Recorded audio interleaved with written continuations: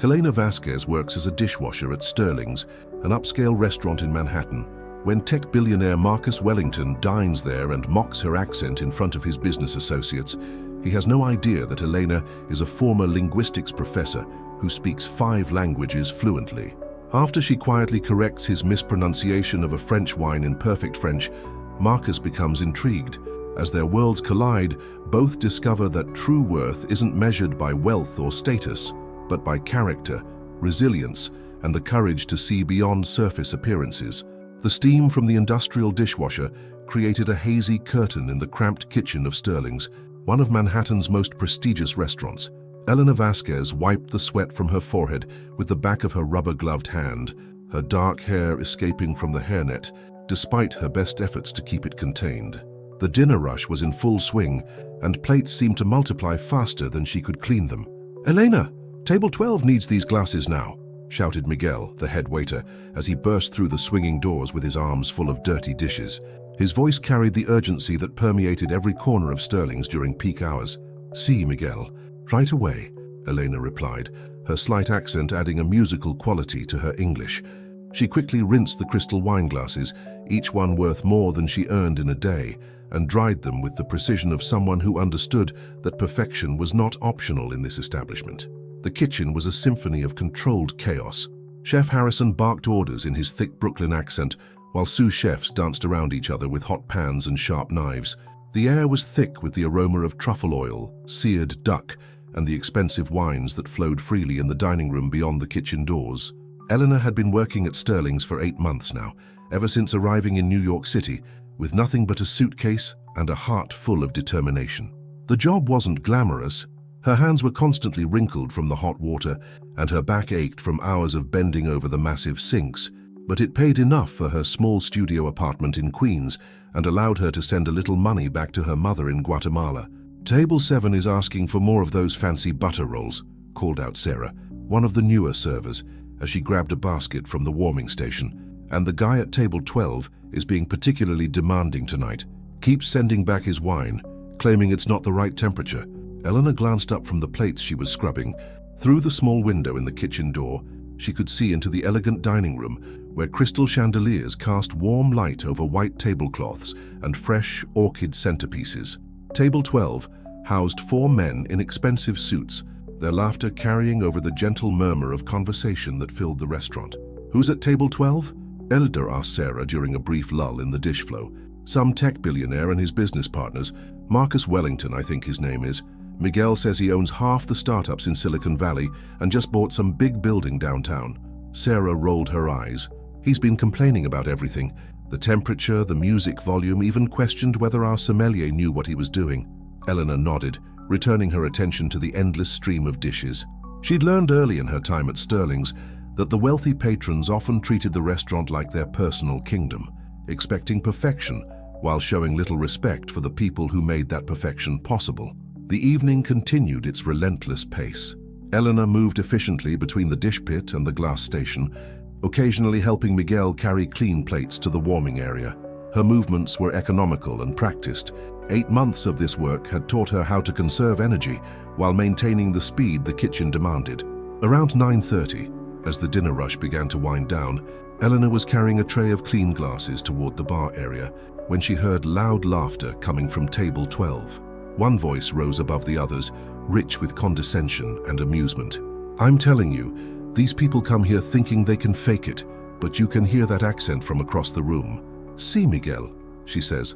The voice continued in an exaggerated, mocking imitation of Elena's earlier words. "Probably doesn't even understand half of what we're saying." Elena froze behind the small service area that separated the kitchen from the dining room, the tray of glasses trembling slightly in her hands. She recognized the voice immediately. It was Marcus Wellington, the tech billionaire Sarah had mentioned. "Come on, Marcus, that's a bit harsh," another voice protested weakly, though it was clear the speaker lacked conviction. "Harsh? I'm being realistic. This is supposed to be a world-class establishment. They shouldn't have people who can barely speak English, working where clients can see them. It's unprofessional." Wellington's voice carried the casual cruelty of someone who had never considered that his words might actually reach their target. Eleanor's cheeks burned with a mixture of anger and humiliation. She'd experienced prejudice before, But hearing herself dismissed so casually by someone who didn't know her, had never spoken to her, and had formed his opinion based solely on her appearance and accent, felt like a physical blow. She set the tray down carefully, her hands no longer trembling but steady with a different kind of resolve. Through the service window, she could see Wellington clearly now, a man in his early 40s with perfectly styled grey hair and a suit that probably cost more than Elena's monthly rent. He was gesturing expansively with a glass of wine, completely unaware that the subject of his mockery was within earshot. "The thing is," Wellington continued, warming to his topic, "people like that are fine for behind-the-scenes work, but they shouldn't be visible to customers. It affects the ambiance. When I'm paying $300 for a bottle of Chateau Margaux, I don't want to be reminded of—" He gestured vaguely, leaving his prejudiced thoughts unfinished but perfectly clear. Eleanor's jaw tightened. She glanced around the kitchen, noting that several of her co-workers had paused in their work, having heard Wellington's comments. Miguel's face was dark with anger, while Chef Harrison looked like he was considering marching into the dining room himself. But before anyone else could react, Elena made a decision. She smoothed her apron, checked her reflection in the stainless steel surface of the refrigerator, and walked with quiet dignity toward table 12. The dining room seemed to hush slightly as she approached, her soft-soled shoes making barely a sound on the polished floor. Wellington was mid-sentence explaining some business deal to his companions when Elena appeared beside their table. "Excuse me, sir," she said, her voice clear and steady. "I couldn't help but notice you're drinking the Chateau Margaux 2015. Wellington looked up, startled by the interruption. His expression quickly shifted to one of mild annoyance. "Yes, and?" Elena smiled politely, her hands clasped in front of her.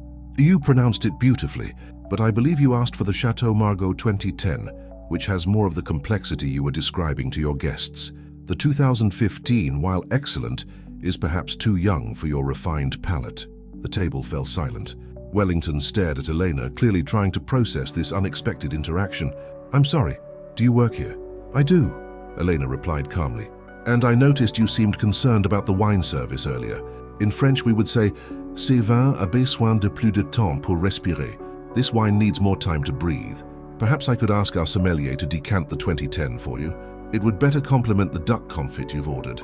Wellington's mouth opened slightly. The French had rolled off Elena's tongue with perfect Parisian pronunciation, each word crisp and elegant. His business associates exchanged glances, clearly as surprised as their host. "You speak French?" Wellington managed. "Oui, bien sûr," Elena replied with a gentle smile. "Also Spanish, Portuguese, Italian, and German. Languages have always been a passion of mine." She turned to one of Wellington's guests, who had been struggling with the Italian wine descriptions on the menu earlier.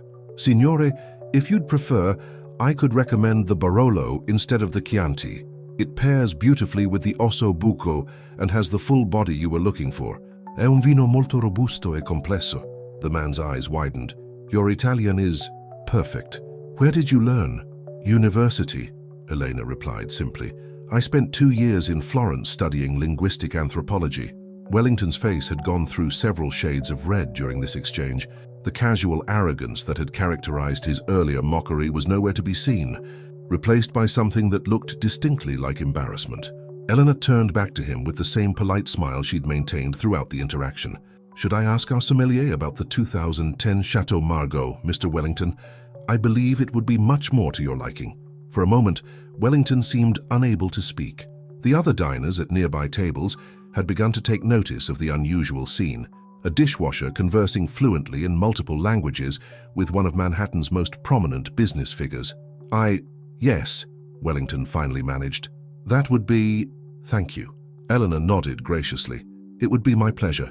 Enjoy the rest of your evening, gentlemen." She turned and walked back toward the kitchen, her spine straight and her head high. Behind her, she could hear the uncomfortable silence at table 12, broken only by the quiet murmur of Wellington's guests beginning to speak in hushed, urgent tones. As Eleanor pushed through the kitchen doors, she was met by a round of applause from her co-workers. Miguel grinned broadly and gave her a thumbs up, while Chef Harrison nodded approvingly from his station. "Elena," Miguel said, his voice filled with admiration, "that was incredible. Where did you really learn all those languages?" Elena smiled, but there was a sadness in her eyes that her co-workers couldn't quite understand. "It's a long story, Miguel. Maybe someday I'll tell it." She returned to her station at the dish pit, but her hands moved automatically now, her mind elsewhere. The confrontation had felt good in the moment. There was satisfaction in seeing Wellington's shocked expression, in proving that his assumptions about her were not just wrong, but embarrassingly so. But as the adrenaline faded, Elena felt the familiar ache of everything she'd lost, everything that had brought her to this kitchen in the first place. Speaking those languages, discussing wines and literature, had reminded her of the person she used to be, the life she'd left behind. Outside in the dining room, Marcus Wellington sat in uncomfortable silence, absently swirling the wine in his glass. His business associates had resumed their conversation, but their voices carried an edge of awkwardness that hadn't been there before. Wellington found himself glancing repeatedly toward the kitchen doors, as if he could somehow see through them to where Eleanor had returned to her work. In the span of 5 minutes, everything he thought he knew about the young woman with the accent had been completely shattered. He'd built his fortune on being able to read people, on making quick judgments about character and potential. It was a skill that had served him well in the ruthless world of venture capital, but tonight, that same instinct had led him to make an assumption so wrong, so publicly humiliating, that he could feel his cheeks burning with shame. The sommelier appeared at his table with the 2010 Chateau Margaux, and Wellington tasted it with the appreciation of someone who truly understood wine.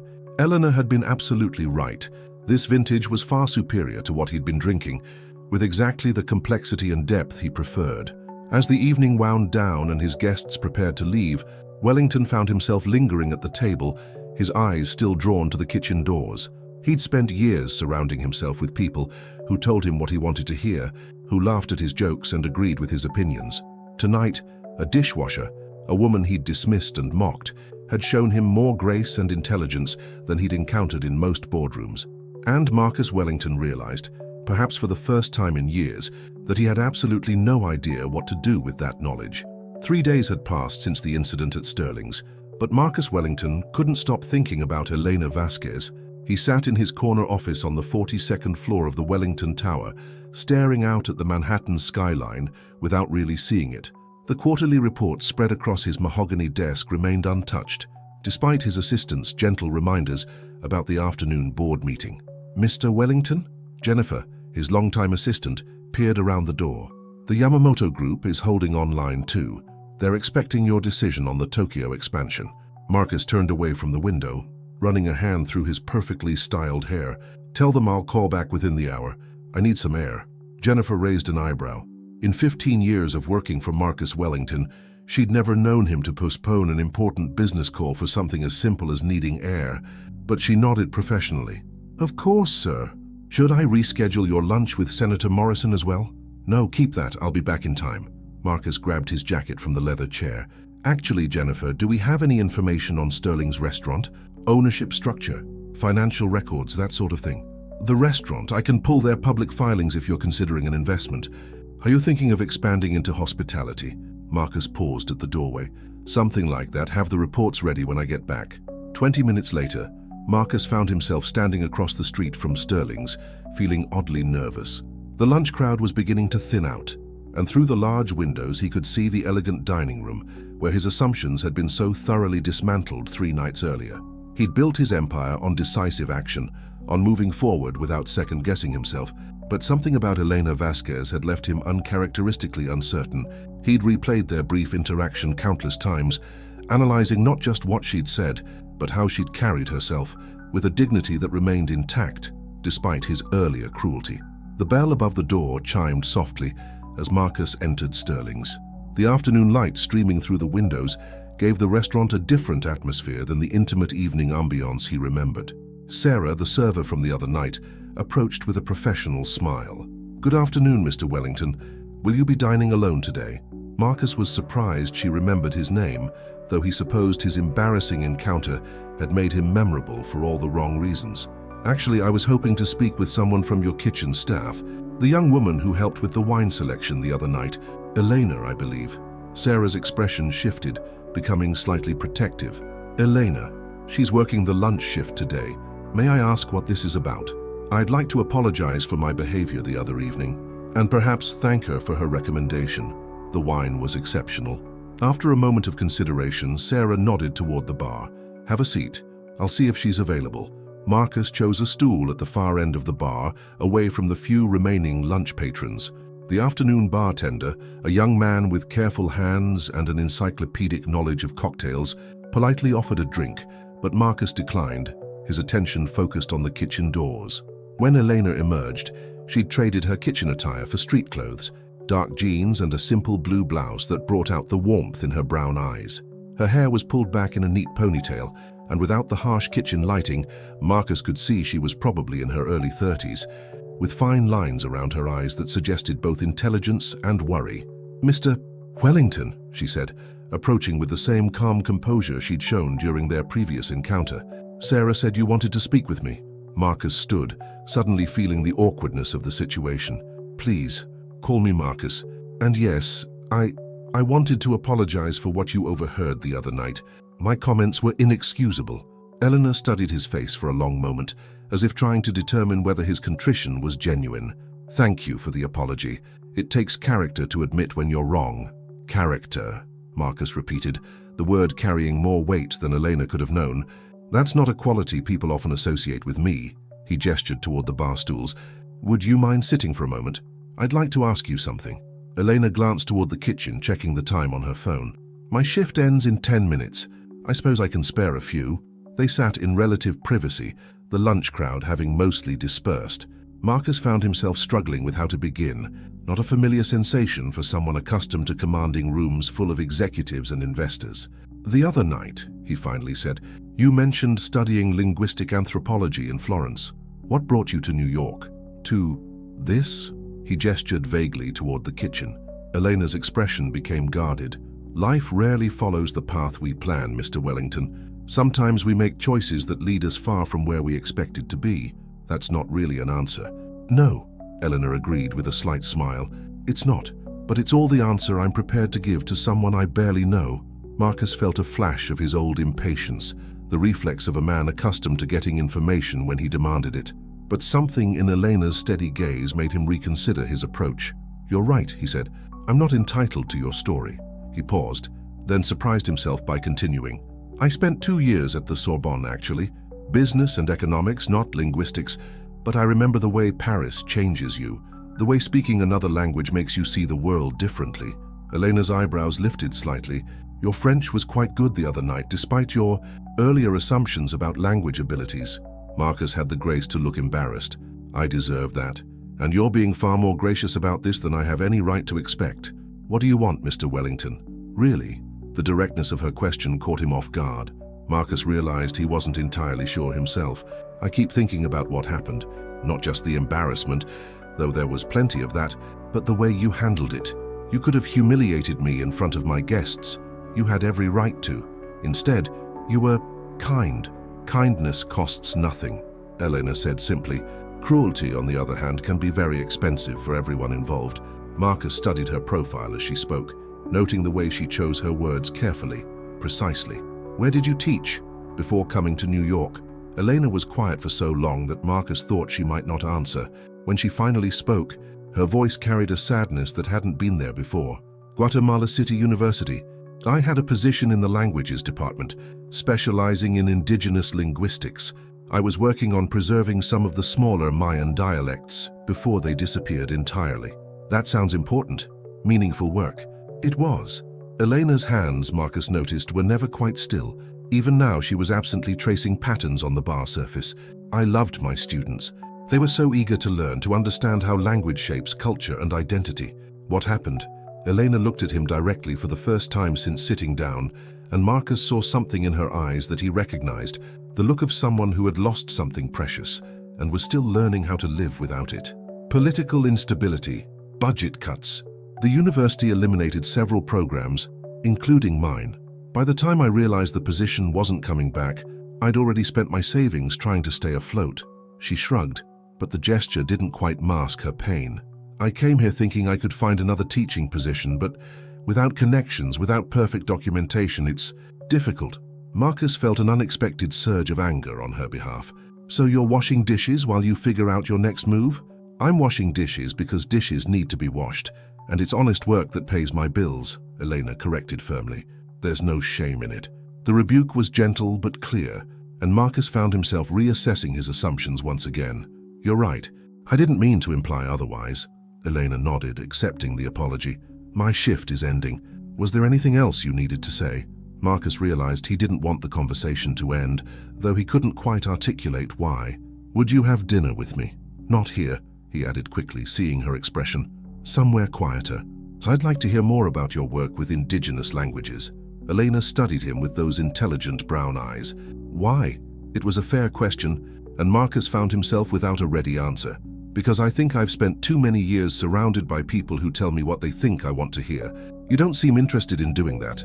"No," Elena agreed. "I'm not." "So? Dinner?" Elena was quiet for a long moment, clearly weighing her decision. "There's a small cafe in Queens near where I live, authentic Guatemalan food. If you're genuinely interested in learning something, rather than just assuaging your guilt, you're welcome to join me there tomorrow evening." She pulled a napkin toward her and wrote down an address in precise handwriting. 7 o'clock. "And Mr. Wellington, come as yourself, not as the person you think I expect you to be." With that, Elena stood and walked back toward the kitchen to collect her things, leaving Marcus sitting at the bar with the napkin in his hand and the distinct feeling that his carefully ordered world was about to become significantly more complicated.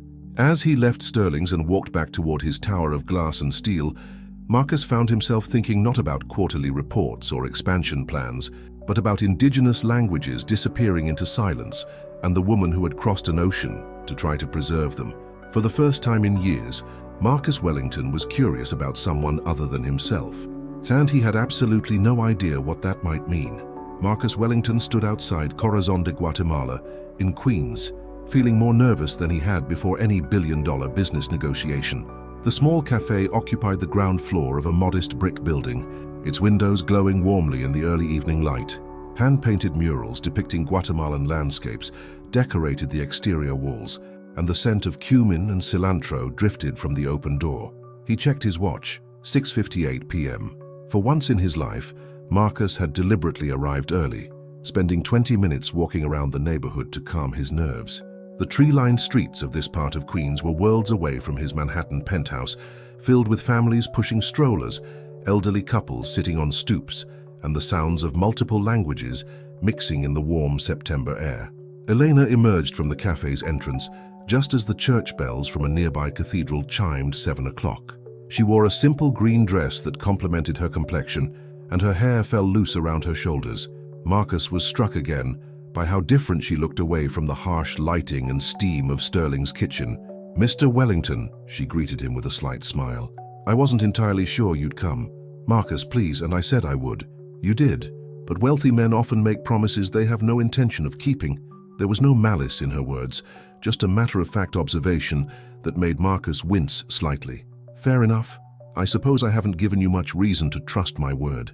Elena studied his face for a moment, then nodded toward the cafe. "Come on." Rosa has been cooking all afternoon. She's the owner, and refuses to believe anyone could survive on the portions served at fancy Manhattan restaurants, as she puts it. The interior of Corazon de Guatemala was small and intimate, with maybe a dozen tables covered in brightly colored tablecloths. The walls were decorated with traditional Guatemalan textiles and photographs of what Marcus assumed were family members. A middle-aged woman with graying hair and a warm smile emerged from behind the counter, immediately enveloping Elena in a maternal hug. "Mija, you brought your friend," Rosa exclaimed in accented English, then switched seamlessly to rapid Spanish that Marcus could only partially follow. Elena responded in the same language, and he caught enough to understand they were discussing him with the fond exasperation of women who had dealt with difficult men before. "Rosa, this is Marcus. Marcus, this is Rosa Morales. She and her husband Miguel own this place." "Welcome, welcome." Rosa clasped Marcus's hand in both of hers. "Elena tells me you appreciate good wine. I have something special for you to try." As Rosa bustled away to prepare their meal, Elena led Marcus to a corner table near one of the murals. This one depicted a bustling market scene with vendors selling colorful textiles and fresh produce. "That's Chichicastenango Market," Elena explained, noticing his interest. "One of the largest indigenous markets in Guatemala. Rosa painted it from memory. She grew up in a village nearby. It's beautiful, very detailed." Marcus settled into his chair, acutely aware that he was probably the only person in a $1,000 suit within several city blocks. "How did you find this place?" Rosa found me, actually. I was having a difficult first week in New York. Culture shock, loneliness, the usual immigrant struggles. I heard Spanish being spoken on the subway and followed the conversation here. Elena's expression softened with the memory. Rosa took one look at me and declared I was too skinny. She's been trying to remedy that situation ever since. Rosa appeared with 2 glasses and a bottle of wine that Marcus didn't recognize. "This is from Guatemala," she announced proudly. "Small vineyard in the highlands, not like your French wines, but made with love." Marcus accepted the glass and took a careful sip. The wine was lighter than his usual preferences, with notes of tropical fruit and volcanic earth. "It's excellent. I've never had Guatemalan wine before." "Most people haven't," Elena said. "The industry is small, still developing, but the terroir is unique. Volcanic soil, high altitude, perfect climate conditions. You sound like you know wine." Elena smiled. "I know many things, Marcus. The question is whether you're genuinely interested in learning about them, or whether this is just an elaborate apology dinner." Marcus set down his wine glass. "Honestly, I'm not sure myself. I've been thinking about our conversation at Sterling's for days.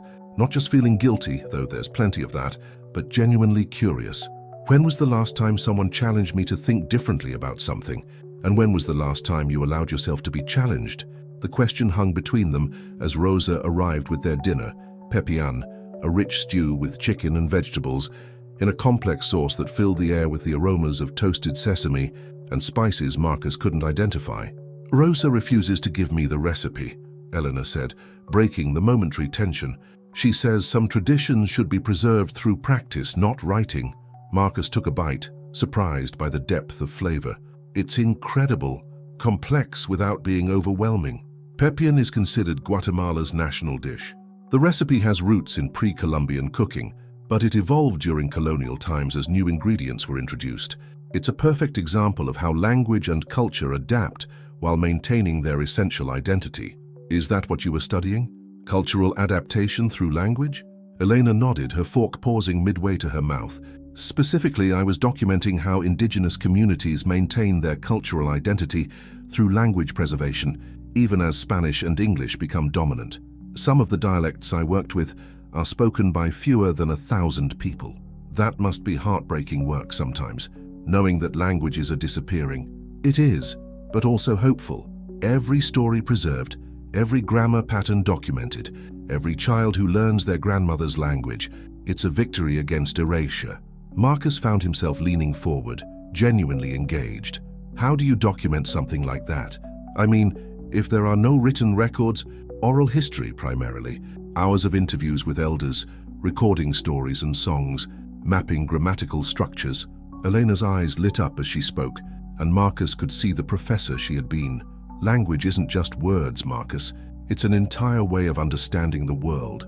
When a language dies, we lose unique ways of thinking, of categorizing experience, of understanding relationships between people and nature. Give me an example." Elena considered for a moment. "In Quiche Maya, there are different words for we, depending on whether you're including or excluding the person you're speaking to.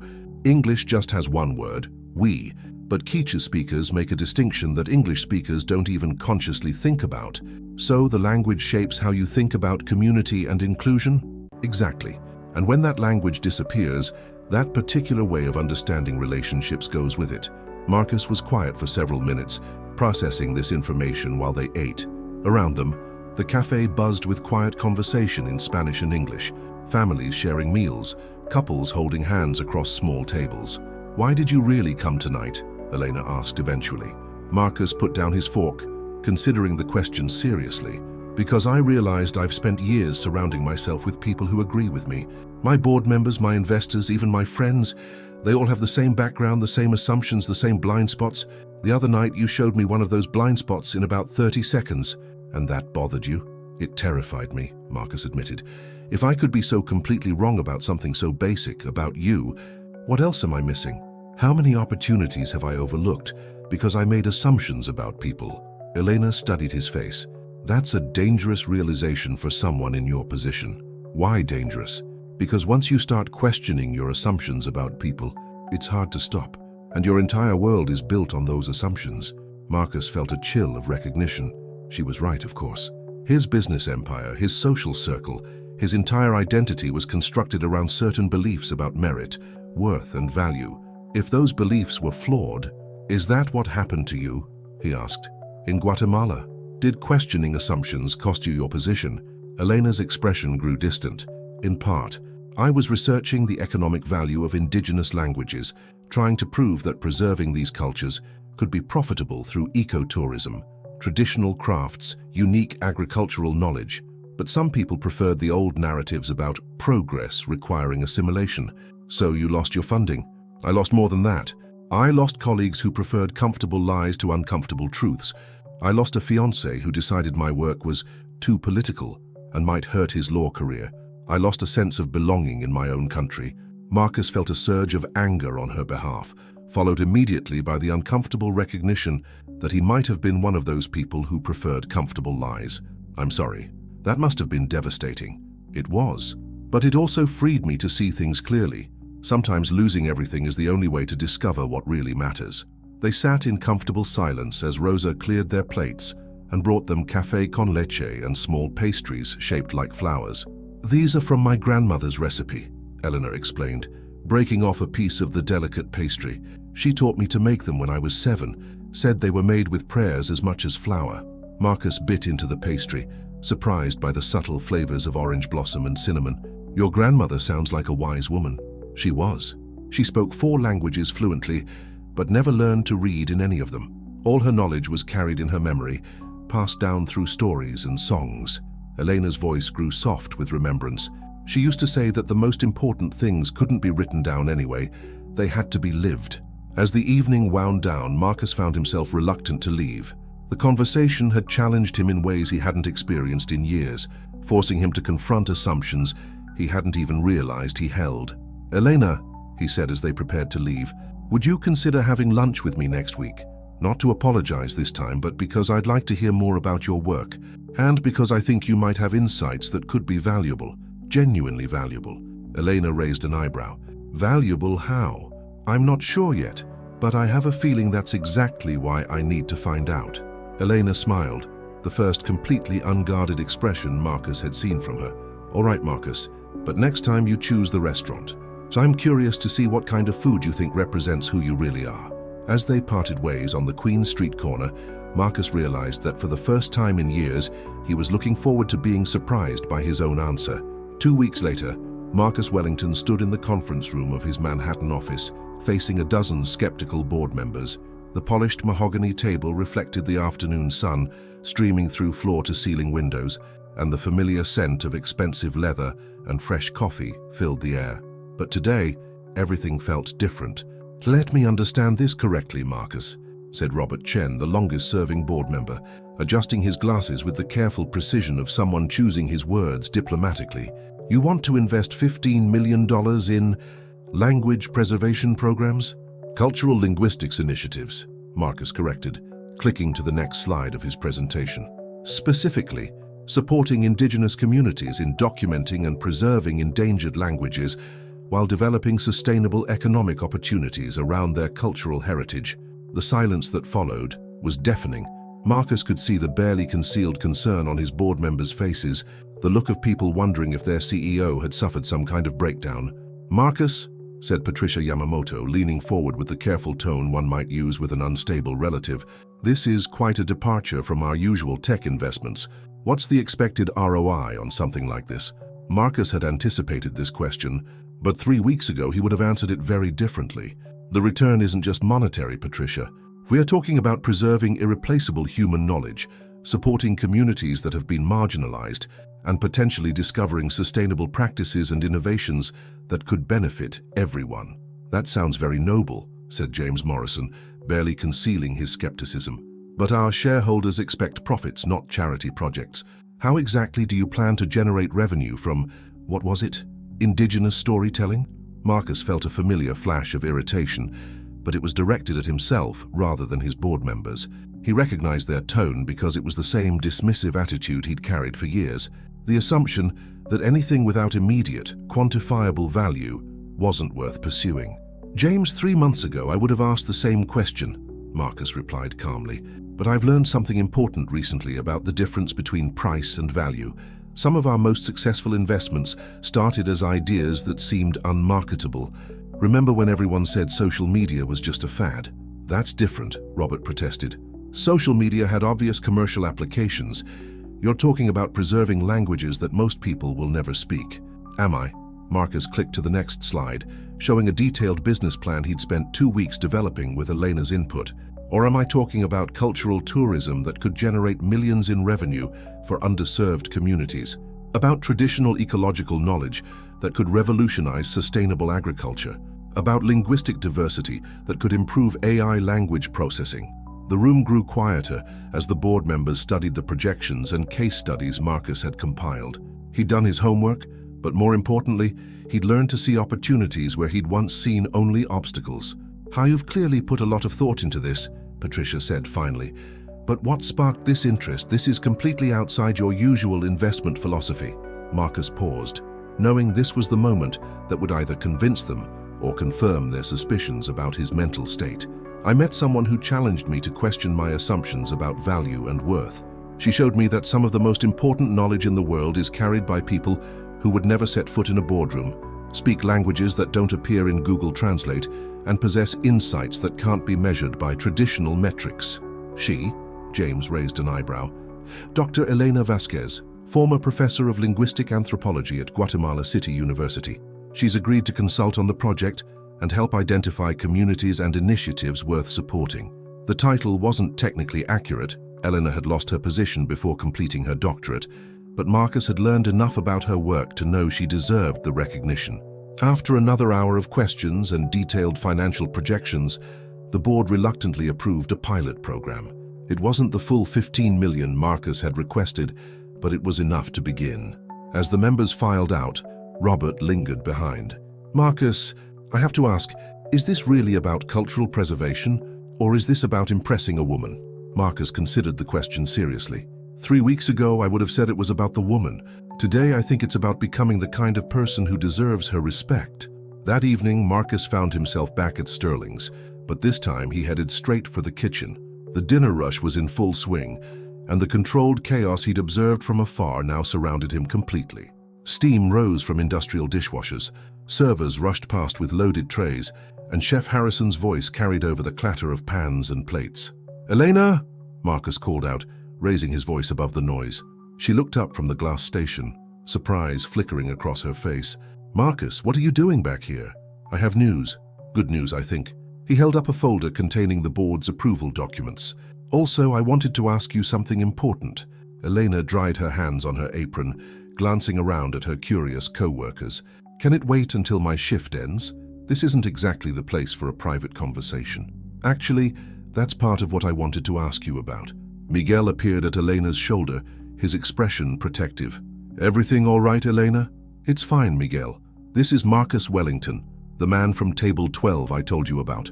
Miguel's expression shifted to one of wary respect. "Ah, the wine guy. You taught him some manners, I heard." Marcus had the grace to look embarrassed. "She did indeed, which is why I'm here." He turned back to Elena. "I got approval for the cultural linguistics project we discussed, but I realized I need someone to head the initiative, someone who understands both the academic and practical aspects of language preservation." Elena's eyes widened. "Marcus, what are you saying? I'm offering you a position with Wellington Ventures, Director of Cultural Initiatives. You'd have full autonomy to develop programs, choose communities to support, and build partnerships with academic institutions. The salary would be..." He named a figure that made Elena's eyes widen further. The kitchen had grown quieter, with several staff members pretending not to listen while obviously hanging on every word. "You want to hire me?" Elena asked, her voice barely audible above the ambient noise. "I want to give you the resources to continue the work you started in Guatemala, but on an international scale. You'd be able to support communities worldwide, document endangered languages, and develop sustainable economic opportunities around cultural preservation." Elena stared at him for a long moment, and Marcus suddenly worried he'd misunderstood her interest, her passion for the work. "This isn't charity," he added quickly. "This is recognizing expertise where I find it, regardless of where that person happens to be working at the moment." Elena looked around the kitchen, at Miguel's encouraging nod, at Sarah, who was grinning broadly from the service window. "I need to think about it." "Of course, Take all the time you need. Marcus handed her the folder. The details are all in there, including the preliminary budget and program outline. We developed it based on our conversations, but obviously you'd have complete freedom to modify the approach. As Marcus prepared to leave, Elena called out to him, "Marcus, why are you doing this? Really?" He paused at the kitchen door, considering his answer carefully. 3 weeks ago, I thought success meant surrounding myself with people who agreed with me and told me what I wanted to hear. You showed me that real success might mean surrounding myself with people who challenge me to be better than I thought possible. And you think I can do that? Marcus smiled. Eleanor, in 30 minutes of conversation, you taught me more about value and worth than I'd learned in 20 years of business school and board meetings. I'm hoping that was just the beginning. 1 month later, Marcus sat in the back row of a small lecture hall at Columbia University, listening to Dr. Elena Vasquez deliver her first guest lecture on economic applications of cultural linguistics. The auditorium was packed with students, professors, and business leaders who had heard about Wellington Ventures' groundbreaking new initiative. Elena commanded the stage with the natural confidence of someone who had found her calling. She spoke about language as economic asset, about indigenous knowledge systems that could revolutionize sustainable practices, about the untapped potential residing in communities that mainstream business had consistently overlooked. In the audience, Marcus recognized several board members who had initially questioned the investment. Patricia Yamamoto was taking careful notes, and even skeptical James Morrison seemed genuinely engaged. After the lecture, as the crowd dispersed, Elena made her way over to Marcus. "How did I do?" she asked, though her confident smile suggested she already knew. "You were brilliant. Though I have to admit, watching you up there, I realized something." "What's that?" Marcus grinned. "I never should have been surprised by your expertise. The real surprise is that it took me so long to recognize it." Eleanor laughed, the sound warm and genuine. "Well, you learned eventually, that's what matters." As they walked together across the Columbia campus, Marcus reflected on how dramatically his world had changed. The cultural linguistics program was already generating interest from universities worldwide.